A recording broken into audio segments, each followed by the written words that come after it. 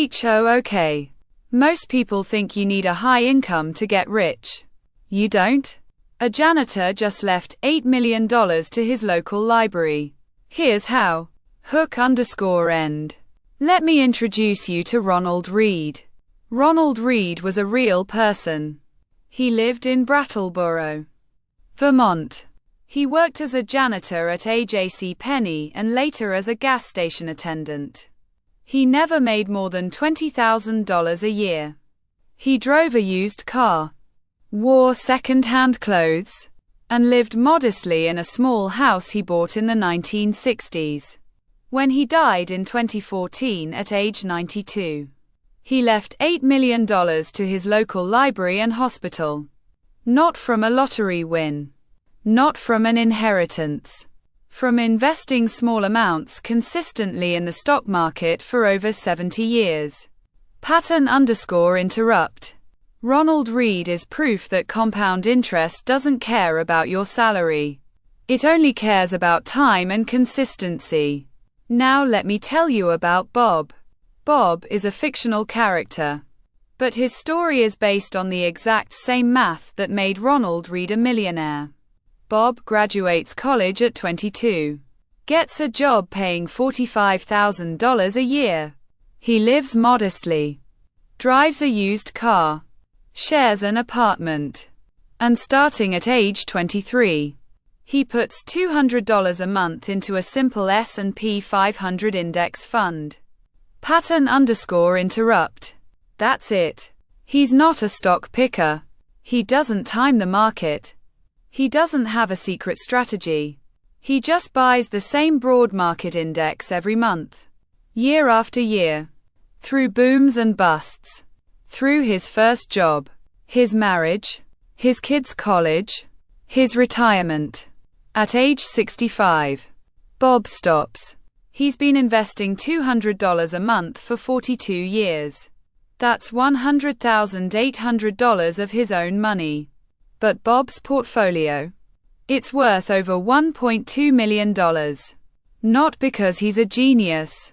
Because he gave compound interest 4 decades to do its thing. CLIFFHANGER. How does a $100,000 pile of contributions turn into a $1.2 million fortune? That's the mechanism we're about to unpack. Act 1. The setup. Why this matters.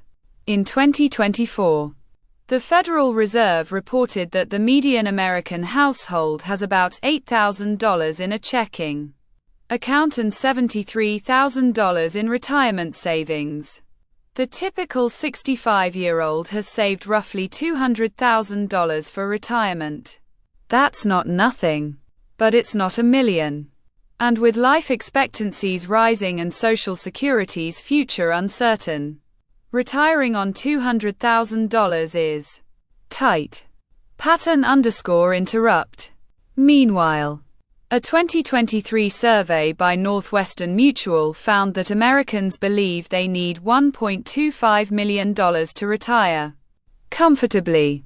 The gap between what people have and what they need is enormous. But bridging that gap doesn't require a lottery ticket.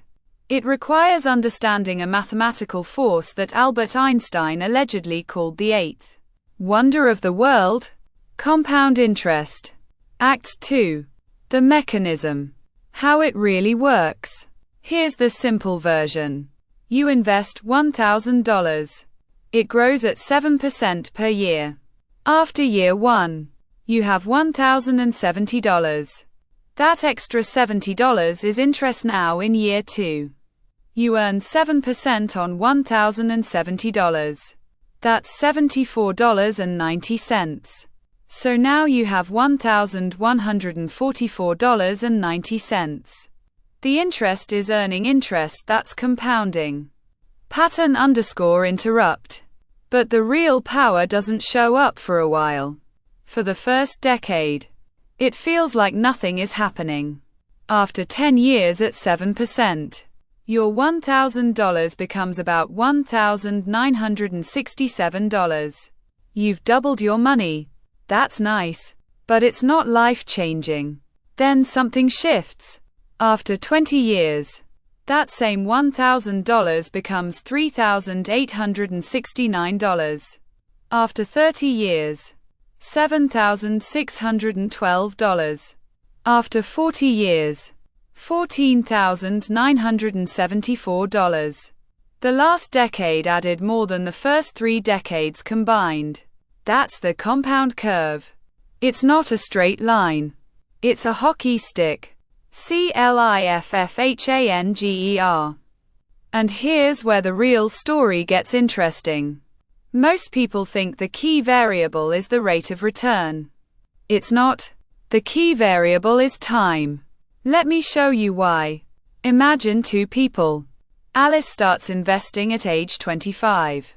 She puts away $5,000 a year for 10 years. Then stops.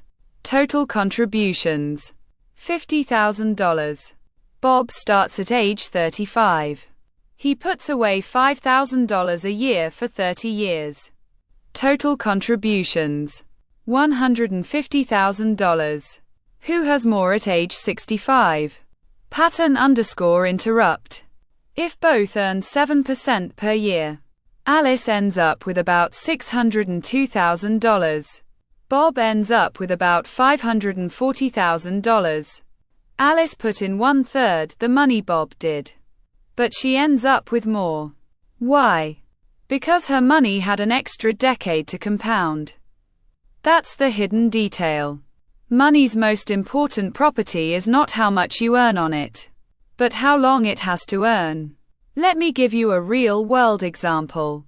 In 2023, Vanguard published its annual report on retirement accounts. They found that participants who started saving in their 20s had an average balance of $160,000 by their 60s, compared to $76,000 for those who started in their 30s. The late starters contributed more total dollars, but the early starters had time. Pattern_interrupt. Think about that. Starting just 10 years earlier more than doubled the final balance. That's the power of time in compounding. Act 3. The pitfalls. Why most people fail. So why doesn't everyone do this? 3 reasons. First, impatience. The first decade of compounding is boring.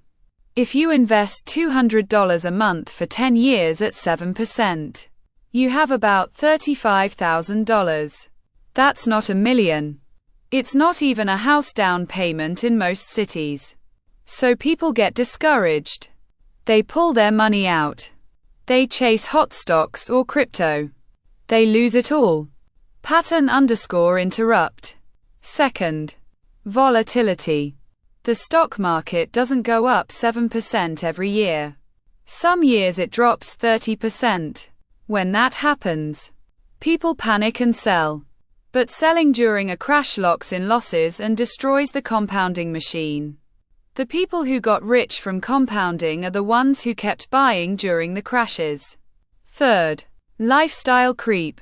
As your income goes up, your spending goes up. The guy who was investing $200 a month gets a raise, buys a nicer car, a bigger house, and suddenly he's investing $0 a month. Compounding requires consistency, not just early starts. CLIFFHANGER. There's one more trap that's less obvious, and it's the reason many people who save diligently still fall short. Inflation. If your money grows at 7% but inflation averages 3%, your real return is 4%. That $1.2 million Bob has at 65. In today's dollars, it's worth about $400,000. Still great for a $100,000 investment. But you need to account for inflation when you set your goals. The rule of thumb. Assume a real return of 4 to 5% after inflation for long-term stock investments. Pattern_interrupt. And here's the counterintuitive twist. Inflation actually helps borrowers. If you have a fixed-rate mortgage, inflation erodes the real value of your debt. But for savers, it's a silent tax. You must invest in assets that outpace inflation, or you're losing purchasing power every year. Act 4. The takeaway. What you should do. Here's the actionable plan. Based on the math we've just walked through. Step 1. Start now. Not next month. Not next year. Today. The difference between starting at 25 and starting at 35 is not 10 years of contributions. It's a decade of compounding on everything you save in your 20s. Every year you wait, the cost of catching up gets steeper. Pattern_interrupt. Step 2. Automate. Set up a monthly transfer from your checking account to your investment account. $100. $200. Whatever you can afford. Make it automatic so you don't have to decide every month. The people who succeed with compounding don't have more willpower.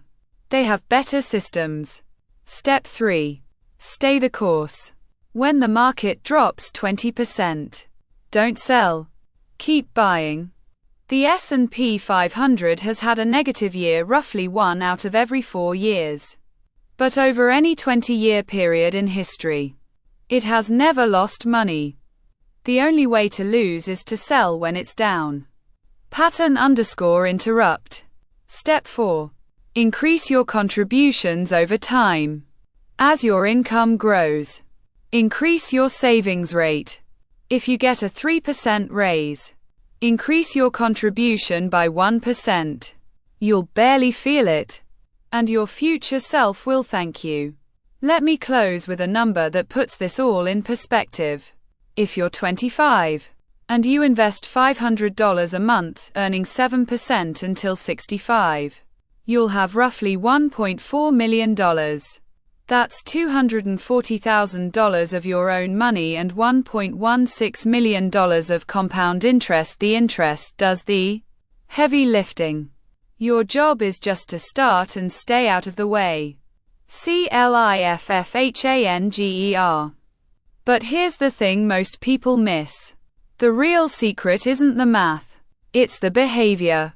Ronald Read wasn't a financial genius.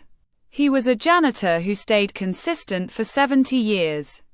That's the only secret. Start early. Stay consistent. Let time do the rest. And if you want to see the full story of Ronald Read, the janitor who left $8 million to his library, click the video on screen now. It's the most inspiring example of compound interest I've ever found.